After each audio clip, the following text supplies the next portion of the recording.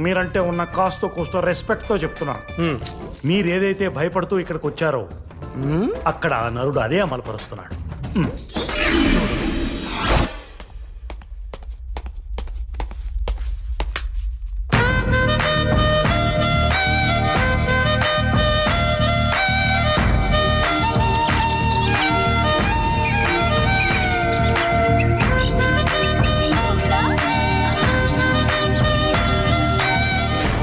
అల్లుడు గారు, ఆ సంగీత సాధనము బహు ముచ్చటగానున్నది.